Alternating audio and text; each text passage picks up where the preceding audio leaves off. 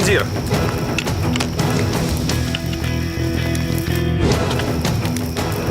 Пауль Вильгельм Зиберт, лейтенант, 230-й пехотный полк. Товарищ старший майор, личное дело Николая Кузнецова. Оставляй. Решите идти? Есть.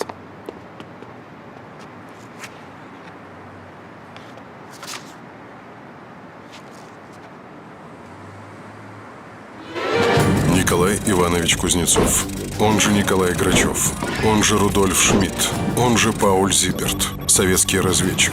С 1936 года тайный агент Центрального аппарата НКВД. Прозвище Пух «Колонист».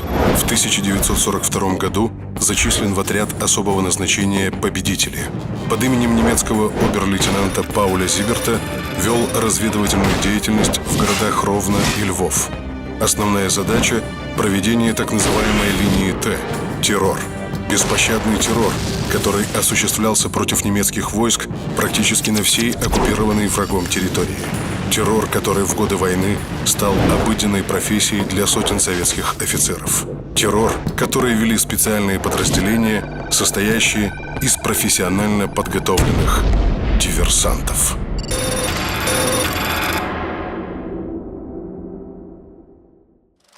1 сентября 1941 года на оккупированной территории по приказу Гитлера был создан так называемый Рейхскомиссариат Украины. Он включал в себя почти всю оккупированную территорию тогдашней УССР, за исключением Галиции и области между Днестром и Южным Бугом, захваченной Румынией. Должность рейхскомиссара занимал обергруппенфюрер Эрих Кох. Украина при этом определялась исключительно как географическое, а не как политическое или национальное образование. Чтобы подчеркнуть этот факт, Кох выбрал столицей не Киев, а провинциальный город Ровно. А 5 июля 1941 года в Москве для организации разведывательно-диверсионной работы в тылу немецкой армии была сформирована особая группа при Наркоме внутренних дел СССР. Возглавил ее старший майор Павел Судоплатов. Город Ровно. Здесь находятся основные учреждения оккупационной администрации на Украине. Тыловые части, управление экономикой округа, судебное учреждение и резиденция рейхскомиссара. Ваша главная цель – ликвидация Коха.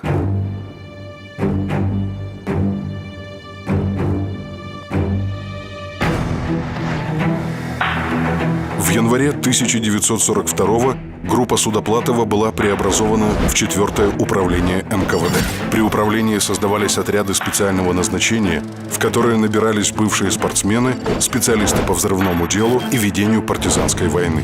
В июне 1942 года отряд «Победителей» во главе с Дмитрием Николаевичем Медведевым был десантирован на Житомирщине и, пройдя 300 километров, начал боевые действия в Сарненских лесах Ровенской области. Именно в этот отряд должен был направиться и Николай Кузнецов. Ваша главная цель – ликвидация Коха. Мне нужно, чтобы поляк при встрече с украинцем убивал украинца, а украинец убивал поляка. И если до этого по дороге они пристрелят еврея, это будет как раз то, что мне нужно. Эрих Кох, обергруппенфюрер СА, занимал должность гауляйтера Восточной Пруссии, а затем и рейхскомиссара Украины. На этом посту отличался крайней жестокостью при проведении в жизнь оккупационной политики Гитлера. Организовывал депортацию жителей Украины на работы в Германию. Мы народ господ и должны жестко и справедливо править. И я выжму из этой страны все до последнего.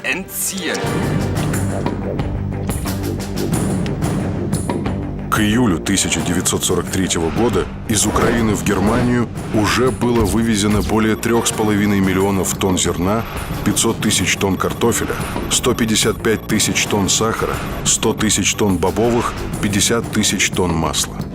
Это примерно 1/10 часть годового производства этих продуктов во всем Советском Союзе. На работы в Третий Рейх было насильственно отправлено 2 миллиона человек. Для сравнения, до войны население крупнейшего города Украины Харькова составляло 901 тысяча человек.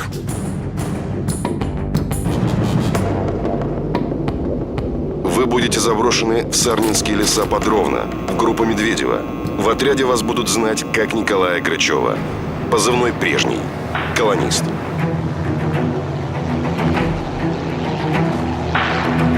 В городе Ровно располагались основные учреждения немецкой администрации.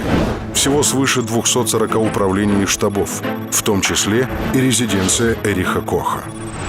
Город являлся также центром Генерал-Бецерка, округа Волынь. Именно здесь находился немецкий суд во главе с оберфюрером СА Альфредом Функом, штаб командующего Остгруппен генерал-майора Илькина, штаб начальника тыловых воинских частей генерал-лейтенанта Китцингера и другие учреждения.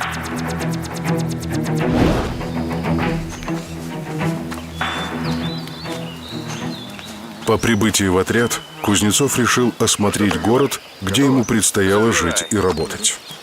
Мундир немецкого обер-лейтенанта пришлось гладить с помощью нагретого на костре топора. Кузнецов был снабжен в Москве полным набором документов.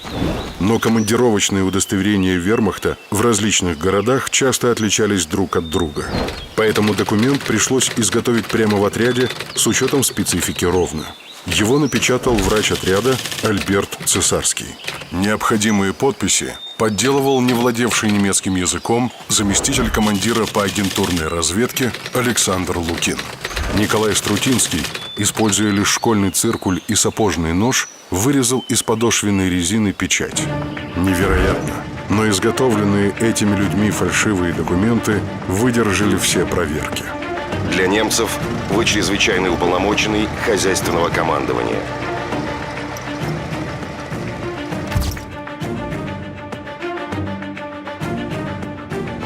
Колониста сопровождали 3 бойцов отряда: Владимир Струтинский, Николай Приходько и Поликарп Вознюк. В 50 метрах от центральной площади на Кёнигсбергштрассе располагалась жандармерия. Напротив – гестапо. Рядом – Гебец-комиссариат. И далее – Рейхскомиссариат Украины, где по вторникам и четвергам принимал Кох. А на самой площади находился ресторан «Дойче Гоф», любимое место старшего офицерского состава. Но в Ровно Кузнецов узнал – Коха в городе нет.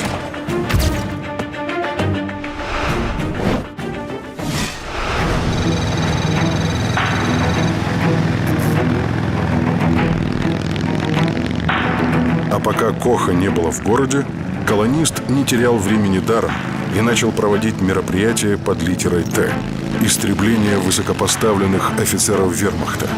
Для этого на загородных шоссе вокруг Ровно было организовано несколько подвижных засад, которые разведчик называл «Охота на индюков». Папашка, пулеметчик, Митяй водитель. Остальные по машине. Огонь! Фале! Але зурук! Есть фале!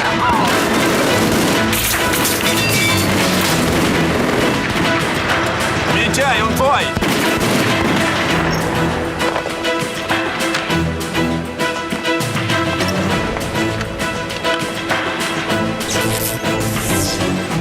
Рейхскомиссар словно чувствовал, что на него объявлена охота. Если до сентября 1942 года он большую часть времени проводил в Ровно, то теперь старался как можно реже бывать в этом городе, курсируя между Кёнигсбергом, Брестом, Луцком и Ровно. И первая реальная возможность его уничтожить появилась лишь в день рождения Гитлера, 20 апреля 1943 года. 20 апреля он будет в городе. План такой. В 10 часов утра в городе планировался военный парад, где Кох должен был выступить с речью. На рассвете группа разведчиков, одетая в форму вспомогательных войск вермахта под командованием Кузнецова, заняла позиции около центральной трибуны. Предполагалось, что партизаны забросают трибуну гранатами, а затем скроются, воспользовавшись паникой. Но Кох на параде не появился. В этот день вечером в результате поджога полностью выгорели огромные склады около железнодорожного вокзала в Ровно. Второй шанс выпал в начале мая 1943 года, когда Кузнецов узнал, что Кох должен прилететь из Кёнигсберга.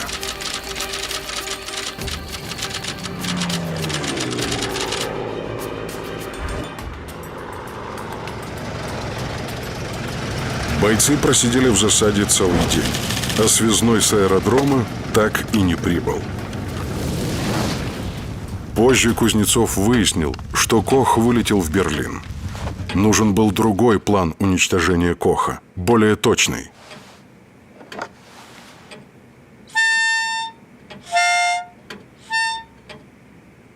И такой план был разработан. Guten Tag. Sie sind Frau Фрау Лисовская? Лисовская. Я. Да-да. Вам привет от Попова. Лидия Лисовская, бывшая польская балерина.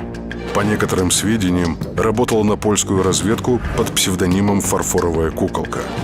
Во время войны начала сотрудничество с НКВД. Работала экономкой в доме командующего войсками Остгруппен генерала Макса Ильгина.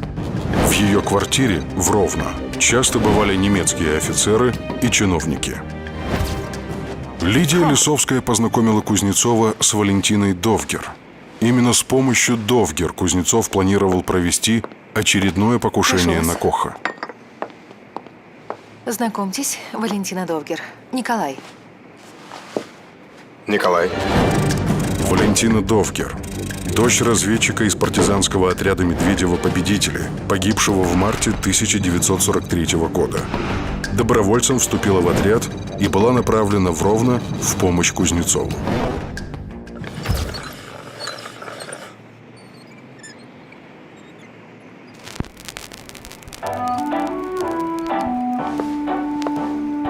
Вот документы, подтверждающие, что вы урожденная немка. Вы моя невеста, но вам грозит отправка в Германию на работу. И позволить вам остаться в Ровно может только Эрих Кох.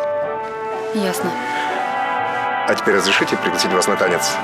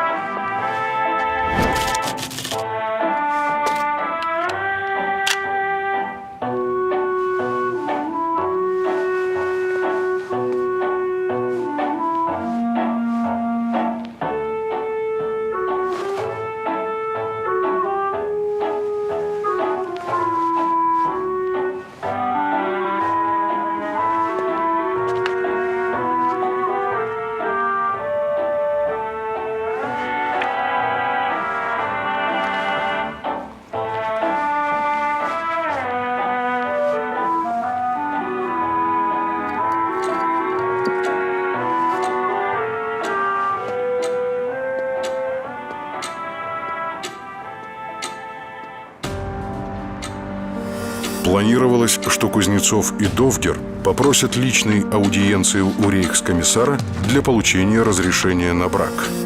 Девушка должна была отвлечь внимание охраны, а разведчик вытащить из кармана пистолет и застрелить Коха. Bitte schön. Прошу вас. Nein. Нет, Nur die Frau. только фрау.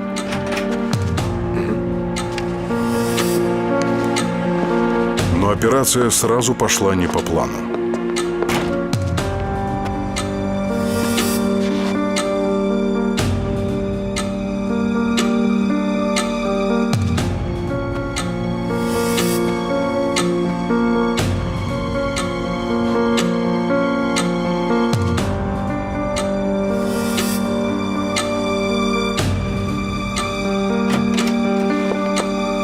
Herr Leutnant, jetzt hier. Прошу вас, обер-лейтенант.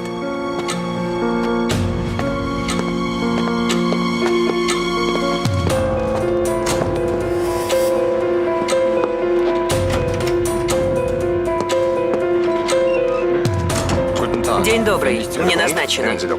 Да, подождите, пожалуйста.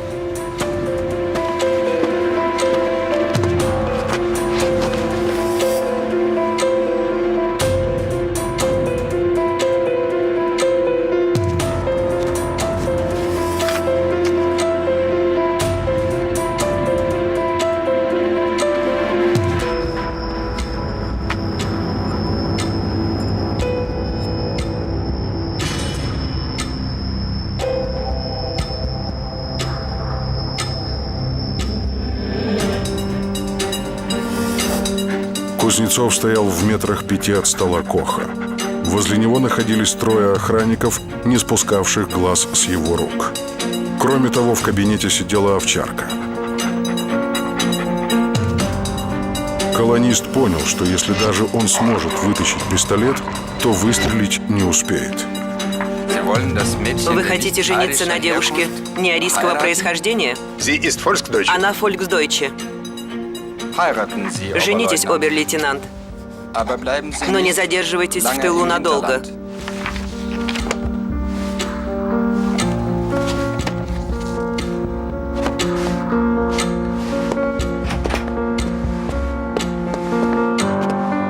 Пожалуйста, проходите.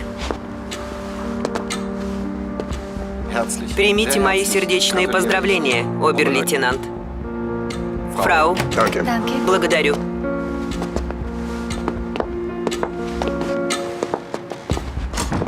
Радиограмма. Центр Тимофею. Ввиду невыполнения колонистам задания по уничтожению Коха приказываю срочно провести служебное расследование. В случае необходимости принять меры для ареста колониста и отправки его в центр. Я не струсил. Есть разница между опасно и невозможно. Это было невозможно. Если я должен погибнуть, я хочу быть уверенным, что цель будет уничтожена, а в данной ситуации этой уверенности не было. За невыполнение приказа вы можете быть расстреляны. Делайте, как считаете нужным. Вы временно отстранены от оперативной работы. До решения центра будете находиться на территории лагеря.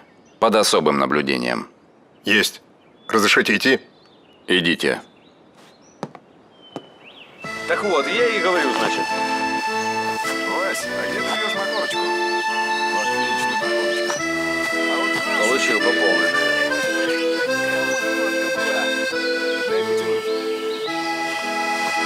Шуберт? Ага. Фриц. Да нет, Франц.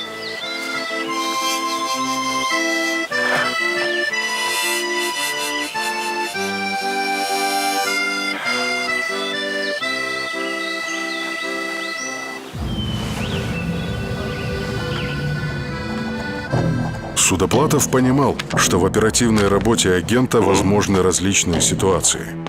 Колонист оставался очень важным агентом. Лишь благодаря его работе в руки советского командования попала карта с указанием линии немецкой правительственной связи на территории Украины, Польши и Германии, а также расположение ставки Гитлера под Винницей Вервольф. Пусть работает дальше. Пишите, приказываю. Колонисту оставаться в Ровно. Пусть продолжит работу. Цели следующие. Летом 1943 года Кох практически не появлялся в Ровно. И в Москве приняли решение ликвидировать других руководителей оккупационной администрации. Первым в списке значился заместитель Эриха Коха, глава немецкой администрации Пауль Даргель. Пауль Даргель – член нацистской партии с 1920 года, депутат Рейхстага, правительственный президент города Цихинау, Польша, начальник второго главного отдела Рейхскомиссариата Украина и постоянный заместитель Эриха Коха. Даргель жил по адресу Шлоссштрассе, дом номер 18, в 300 метрах от Рейхскомиссариата. Каждый день, ровно в 13:30, он шел обедать домой, а через час возвращался обратно.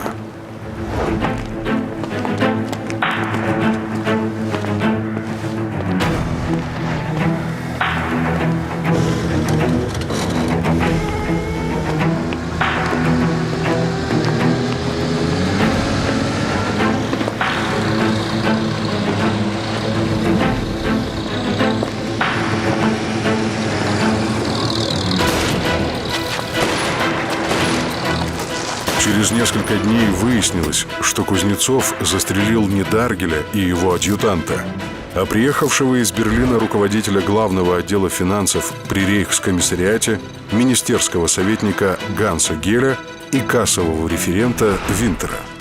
Сам Даргель в тот день задержался на работе, и это спасло ему жизнь. По замыслу советской разведки, это убийство предполагалось представить как действие западноукраинских националистов. На месте покушения колонист специально бросил бумажник дорогой берлинской фирмы. В бумажнике находился членский билет берлинской ячейки Организации украинских националистов и письмо отделением ОУН на Украине. В письме предписывалось в связи с явным проигрышем Германии войны начать действовать против немцев, чтобы привлечь симпатии населения. В бумажник также вложили несколько советских купюр, 20 американских долларов, 140 рейхсмарок и золотые царские десятки. Комбинация была рассчитана точно.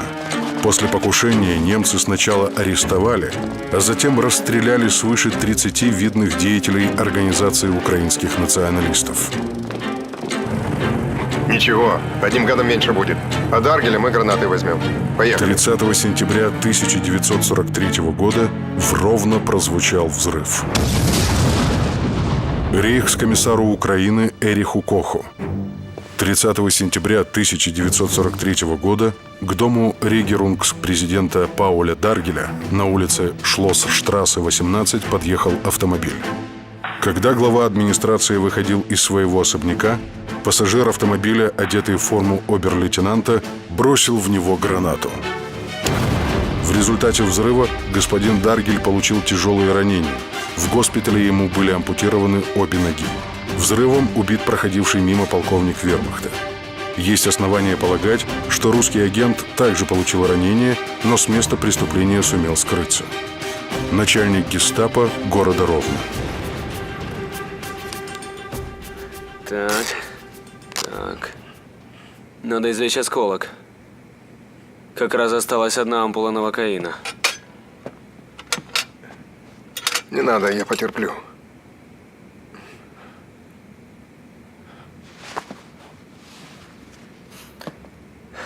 Тогда терпите.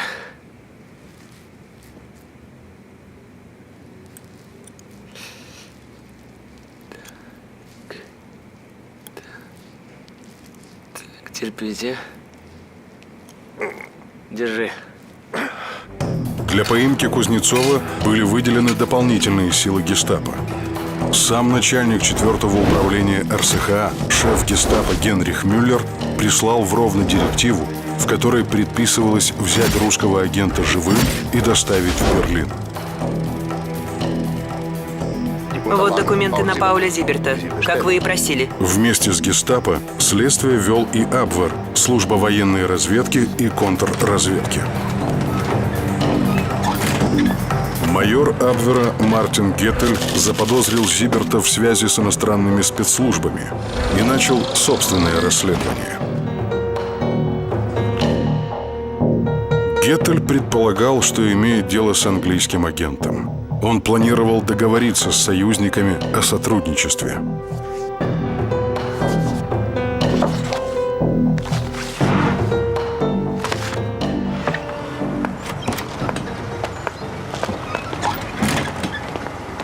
Вы позволите, обер-лейтенант? Прошу вас, как ваше плечо, господин Зиберт? Хочу переговорить с вами с глазу на глаз. Такие разговоры следует вести в другом месте, господин майор. Кузнецов пригласил Геттеля на квартиру одного из подпольщиков. Дальнейшая судьба майора неизвестна. Его тело так и не было найдено. Приказываю организовать похищение с последующей переправкой в Москву командира 740-го соединения Остгруппен генерала Макса Ильгина. Макс Ильгин, генерал-майор, родился в Кёнигсберге в 1894 году в семье мясника. С 1920 по 1935 год служил в полиции. В 1935 году вернулся в вермахт в звании майора. В августе 1943 года назначен командиром 740-го соединения Остгруппен. В задачу генерала входила и разработка плана по ликвидации партизанских отрядов. Дом Ильгина был окружен забором из колючей проволоки. Наружную охрану днем нес часовой из солдат восточных батальонов, а после 6 вечера и до 6 утра усиленный пост из 3 солдат. Справка. Остгруппен. Восточные легионы. Добровольческие формирования из военнопленных, призывников и добровольцев с оккупированных территорий СССР, которые сражались на стороне Германии в ходе Второй мировой войны. Именно в доме Ильгина и работала экономкой Лидия Лисовская.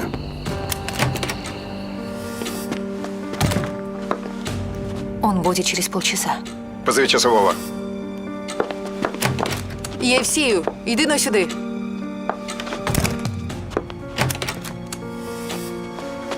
Жить хочешь? Возвращайся на пост, делай вид, что ничего не произошло. Встречай генерала. Понял?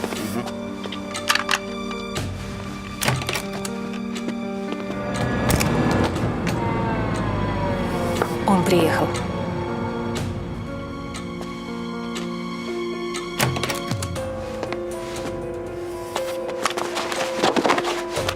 Машину его. Все, уходим. Не забудьте документы. Радиограмма. Центр Тимофеев. В связи с перебазированием вашего отряда направить к вам самолет не представляется возможным. Доставка генерала Ильгина в Москву отменяется. Захваченных пленных допросить и расстрелять.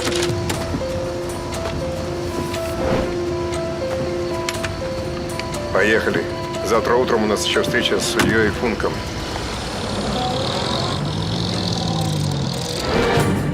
Альфред Функ, оберфюрер СС. До назначения на Украину был главным судьей в оккупированной немцами Чехословакии и безжалостно расправлялся с чешскими патриотами. Прибыв на Украину, Функ продолжал свое кровавое дело. По его приказам поголовно расстреливали заключенных в тюрьмах, в концлагерях, казнили тысячи ни в чем не повинных людей. Каждое утро перед началом рабочего дня Альфред Функ брился в парикмахерской напротив здания суда. Пользовался он услугами лишь одного мастера – пожилого поляка Яна Анчика. Анчик, бывший майор польской армии, на самом деле был одним из агентов советской разведки.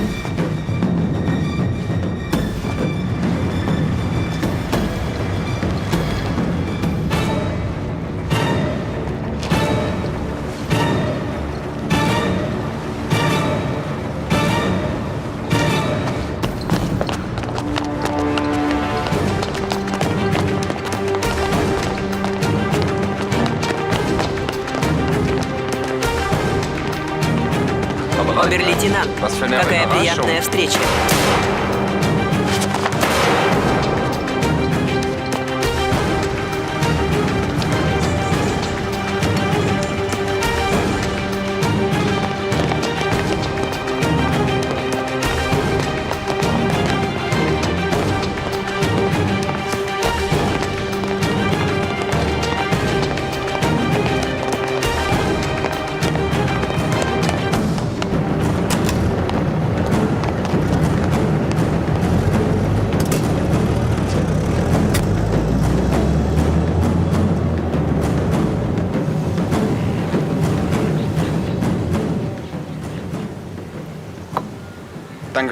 Благодарю.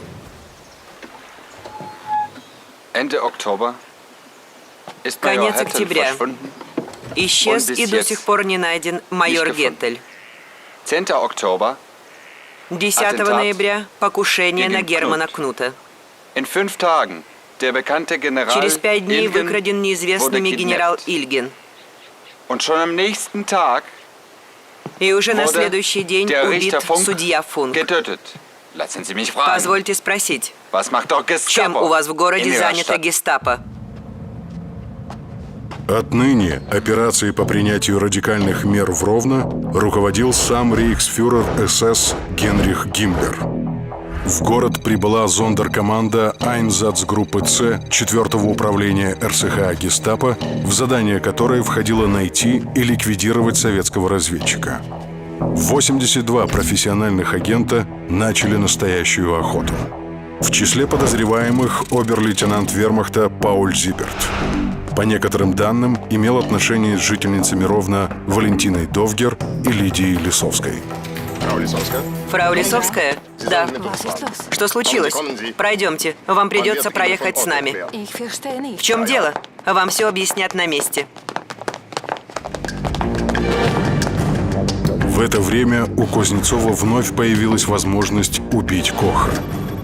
Эрих Кох планирует выступить на вечере, посвященном католическому Рождеству в немецком доме. Один из вариантов предусматривал минирование центральной трибуны в клубе. Однако Кох сначала перенес собрание на 22 декабря, а затем и вовсе решил провести этот вечер за пределами Ровно. Взрыв пришлось отменить. Всего через месяц, 27 января 1944 года, началась Ровно-Луцкая наступательная операция советских войск на Украине. Спецотряд победителей получил приказ продвигаться в тыл немецких войск вслед за отступающими частями вермахта.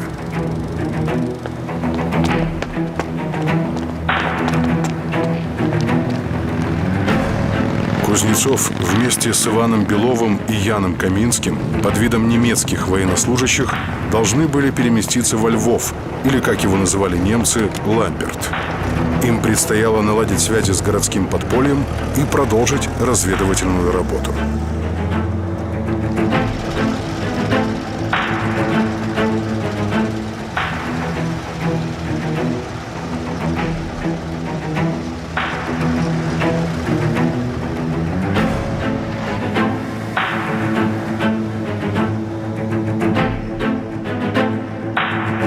В ночь на 29 января советские части, развивая наступление, повернули на юго-восток и оказались в тылу немцев, оборонявших Ровно.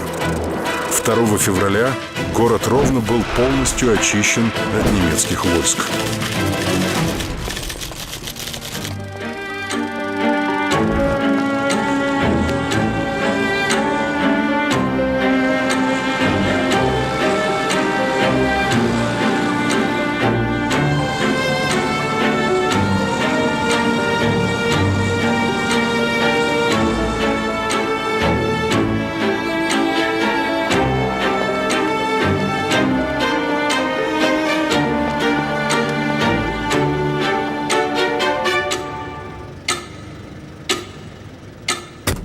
Дрозд передал, что в квартире гестапо. Уже 3-я явка провалена.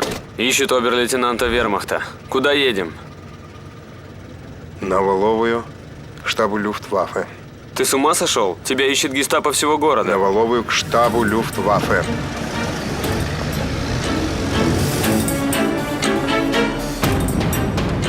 Из доклада начальнику 4-го управления РСХА гестапо группенфюреру Мюллеру.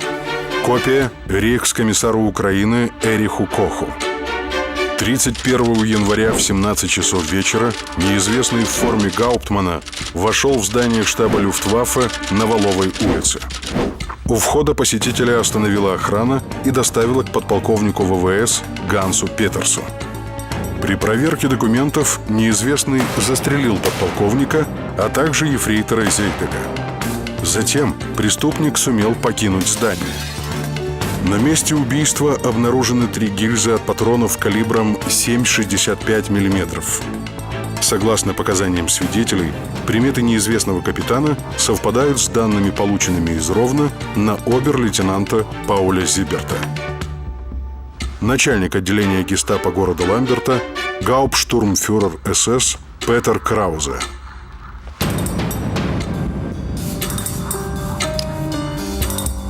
Гестапо доставило во Львов Лисовскую, чтобы та опознала Зиберта. Его приметы и фотографии были разосланы во все отделения полевой жандармерии и гестапо, а также на все посты на выезде из города. Во Львове проводились облавы и тотальные проверки документов у жителей города и немецких офицеров. За поимку Зиберта была обещана награда в 25 тысяч марок.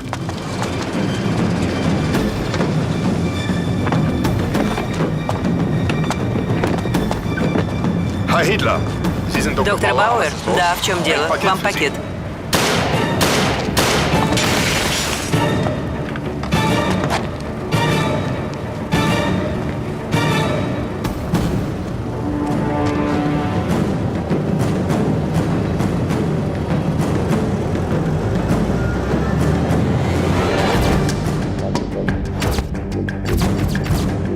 Из немецкой прессы.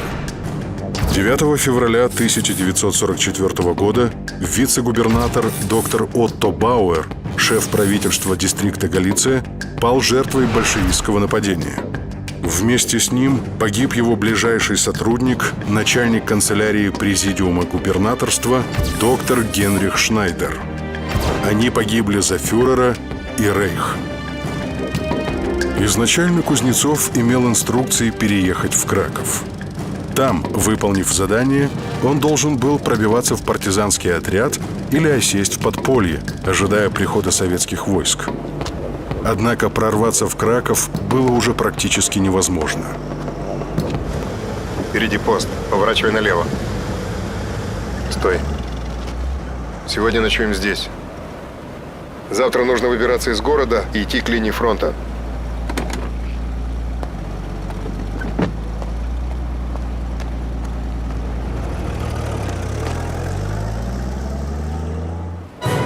Отряд Медведева так и не смог пробиться ко Львову на встречу с Кузнецовым. В схватках с врагом партизаны понесли ощутимые потери. Не хватало продовольствия и боеприпасов. Сам командир отряда был тяжело болен и мог передвигаться только на санях. Партизанам Медведева был отдан приказ прекратить рейд по вражеским тылам и идти на соединение с частями Красной Армии. Кузнецов также получил приказ двигаться к линии фронта. 28 февраля 1944 года для поддержки колониста отправлен отряд. Гранату. Встреча с колонистом запланирована юго-восточнее Львова в районе Перемышля через 7 дней. Документы, пожалуйста.